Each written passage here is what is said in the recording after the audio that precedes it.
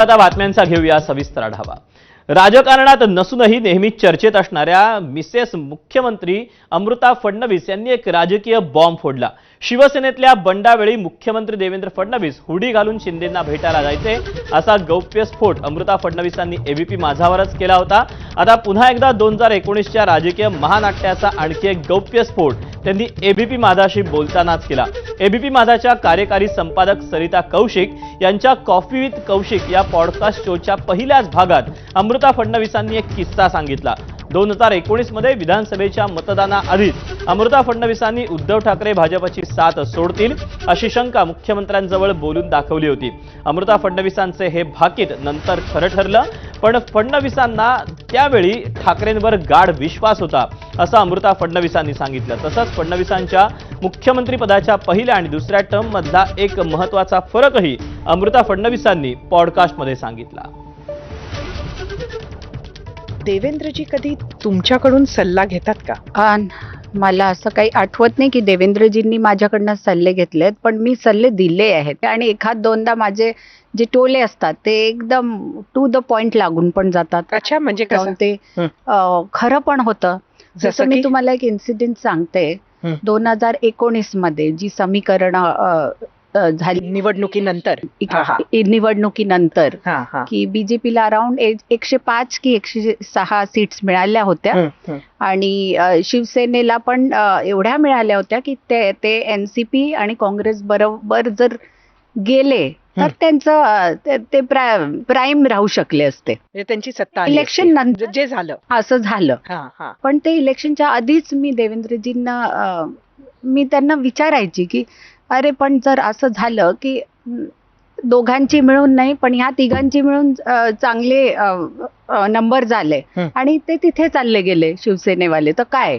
जे उद्धवजी जर तुम्ही निवडणुकीच्या आधी असं म्हणत होता? विचारलं होतं मी, कारण तसे डाऊट्स माझ्या मनात कधी कधी येतात। तर देवेंद्रजींनी तर ठामपणे म्हटलं होतं की नाही, असं होऊच नाही शकत, कारण हे आमचे लॉंग टर्म अलायन्स पार्टनर्स पण आहेत आणि उद्धवजी माझ्या पण जवळचे आहेत। मला नाही वाटत असा धोका आपल्याशी होईल आणि त्याच्यासाठी काही कारण सुद्धा नाहीये, पण मी आपला डाऊट सांगितलं होतं तेव्हा त्यांना। पण असं तुम्हाला कशावरून वाटलं होतं? कारण मी जेवढं पॉलिटिक्स पाहिलेलं आहे, आता मी पॉलिटिकल फॅमिलीमधनं नसली तरी जेव्हापासून मी डॉक्टर्स फॅमिलीमधनं पॉलिटिकल फॅमिलीमध्ये आली, मी पाहिलंय it is for time being. आज तुम्ही कसे राहू शकता जिवंत तेच लोक पाहतात, किंवा आता मला वर जायचे तर कोणाच्या वर चढून मी वर जाऊ शकतो हे पाहतात। तर ते पाहून आणि ओव्हरऑल तेव्हाचे डायनेमिक्स पाहून माझ्या डोक्यात ते यायचं, म्हणून मी एक दोनदा देवेंद्रला म्हणून पण दाखवलं होतं। पण त्यांना माणुसकीवर विश्वास होता, विश्वास ठेवण्यावर विश्वास होता, तर त्याच्यामुळे त्यांचं मन म्हणजे भरकटलं नाही की अरे असं होऊ शकतं। पण नंतर काय झालं आपण सगळ्यांनी पाहिलं। एकंदरीत त्या काळामध्ये आणि आत्तामध्ये खूप मोठा बदल झालाय, कसं बघता तुम्ही?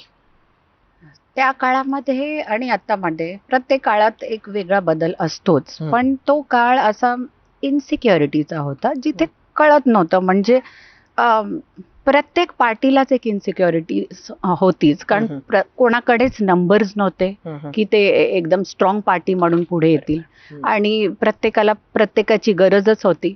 आणि आता पाहिलं तर एक स्टेबल गव्हर्नमेंट आहे, बीजेपीला सपोर्ट आहे दोन्ही पार्टीजचा, आणि आता जे इम्प्लिमेंटेशन करू शकतात ते आपल्या पॉलिसीजचे ते मला वाटतं चांगल्या प्रकारे करू शकतात कम्पेअर्ड टू जी सिच्युएशन होती आधीच्या 10 वर्षांमध्ये। कारण की तिथे काहीतरी कन्स्ट्रेंट्स असायचे।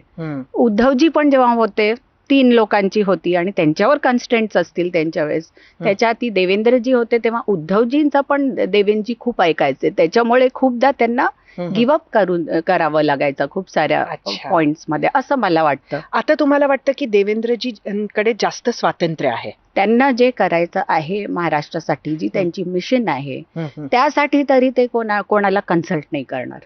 आणि एकनाथजी पण आहेत किंवा अजितजी आहेत, ते पण जे मिशन त्यांच्या आहेत त्यांच्यामध्ये देवेंद्रजी नाही येणार, पण स्वतःच्या मिशन्स मध्ये पण त्यांना लोक मध्ये येताना आता दिसणार नाही जास्त आणि दिसत पण नाही, ते प्रॉपरली ते लागू करू शकतायत आपल्या सगळ्या मिशन्स आणि पॉलिसीज। आणि अमृता फडणवीस यांनी जो गौप्यस्फोट केलेला आहे त्यावरच प्रतिक्रिया देण्यासाठी आता ठाकरेंच्या शिवसेनेचे अंबादास दानवे आपल्यासोबत आहेत. अंबादासजी, अमृता फडणवीस यांनी काय नक्की म्हटलेलं आहे हे तुम्ही ऐकलं असेलच. अर्थात त्यांचं म्हणणं असं होतं की माझा उद्धव ठाकरेंवर, माझ्या मित्रावर माझा विश्वास आहे, उद्धव ठाकरे सोडून जाणार नाहीत. त्यामुळे त्या अप्रत्यक्षपणे म्हणतायत की खंजीर आम्ही नाही तर तुम्हीच आमच्या वाटीत खुपसला. मला असं असतं, ज्या अमृता वहिनी बोलल्या, त्यांचं कॉफी विथ कार्यक्रम आहे, त्या एक गृहिणी आहेत, त्या बोलल्या, मी त्यांच्याविषयी काही बोलणार नाही. त्यांनी हेही सांगितलं मी काही पॉलिटिशियन नाही, देवेंद्रजी काही माझा सल्ला घेत नाही, पण मी देते. ठीक आहे, घरात असंच असतं जनरली बऱ्याच ठिकाणी. परंतु हे जे त्यांनी सांगितलेलं आहे, त्यांना वाटत होतं, परंतु देवेंद्रजी आणि उद्धवजींचे संबंध चांगलेच होते, ते खरंच आहे, त्याच्याविषयी काही प्रश्न असायचा काहीच कारण नाही. पण प्रश्न इलेक्शन झाल्यानंतर किंवा निकाल लागल्यानंतर जो प्रश्न निर्माण झाला होता की सत्तेचं अर्ध वाटप हे ठरलेलं असताना ते ठरलंच नाही, अशा पद्धतीची भूमिका भारतीय जनता पार्टीनं घेतली आणि तिथंच हा विषय झालेला आहे. त्याच्यामुळे जागा कोणाच्या येतात याच्यावर केलं तर त्याच मुद्दाम हे का ठरलं होतं की जागा कोणाच्या येतात याच्यावर ठरवलं तर मग एकमेकांच्या जागा पाडापाडीला सुरुवात होत असते. आणि म्हणून जागा किती येतात, काय येतात याच्या भानगडीत न पडता सत्तेचं वाटप 50-50 म्हणजे अर्ध व्हावं, अशा प्रकारची भूमिका अमित शहाजी, देवेंद्रजी, उद्धवजी, ज्यावेळेस अमित शहा साहेब आणि उद्धवजी मातोश्रीवर भेटले होते त्यावेळेस ठरलं होतं, हे उद्धवजींनी सांगितलं होतं.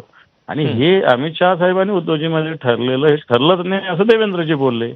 म्हणजे याचा अर्थ उद्धवजींना कधी एवढी सत्ताप्रिय असती तर त्यांनी कधी राजीनामा दिला नसता, वर्षाही सोडला नसता. पण सगळी स्थिती आपल्याला माहिती आहे की परिस्थितीच अशी निर्माण झाली का त्यांना ते व्हावं लागलं. परंतु ज्या वहिनी साहेब बोलतात की आधीच काँग्रेसला जायचं, तर असं कधी शिवसैनिकाच्या किंवा उद्धवजींच्या मनाला शिवणार सुद्धा नाही की त्यावेळेस 19च्या निवडणुकीच्या आधी की आपण कधीतरी काँग्रेस सोबत जावं. परंतु परिस्थिती जी निर्माण केली भारतीय जनता पार्टीनं, त्याच्यामुळं उद्धवजींना ही भूमिका घ्यावी लागली असेल. त्या अगोदर देखील त्यांनी उल्लेख केलेला आहे की जेव्हा फडणवीसांची मुख्यमंत्री म्हणून पहिली टर्म होती त्यावेळेला देखील उद्धव ठाकरेंचा कुठेतरी दबाव होता, ते मनासारखं काम करू शकत नव्हते, अशी खरंच परिस्थिती होती. असं त्या बोलल्या नाही. उद्धवजींचं देवेंद्रजी ऐकायचं असं त्या बोललेल्या आहे. आणि मला आठवतं, मी त्या कार्यक्रमाला होतो, शिवसेनेच्या वर्धापन दिनाच्या कार्यक्रमाला देवेंद्र फडणवीसांना बोलवलं होतं उद्धव साहेबांनी. जनरली असं शिवसेनेत होत नाही, ज्याच्या त्याच्या पक्षाच्या मेळाव्याला बाहेरच्या पक्षाचा नेता बोलवत नाही. पण उद्धवजी ठाकरे साहेबांनी देवेंद्रजींना शिवसेनेच्या वर्धापन दिनाच्या कार्यक्रमात बोलवलं होतं. याच्याहून लक्षात येतं की देवेंद्रजींचं आणि उद्धवजींचे मला वाटतं नातं म्हणा, रिलेशन म्हणा किंवा दोन पक्षाचं नातं म्हणा, हे किती घट्ट होतं. असं असतं तर असं काही मनात पाप असतं तर पक्षाच्या मेळाव्याला, बाकी ठीक आहे बैठका सरकार म्हणून प्रशासन म्हणून होत असतात, पण तो पक्षाच्या मेळाव्याला कधी दुसऱ्या पक्षाचा नेता बोलवत नाही. तो उद्धवजींनी देवेंद्रजींना बोलवलं होतं त्यावेळेस. अंबादासजी, धन्यवाद आपल्या या सविस्तर प्रतिक्रियेबद्दल.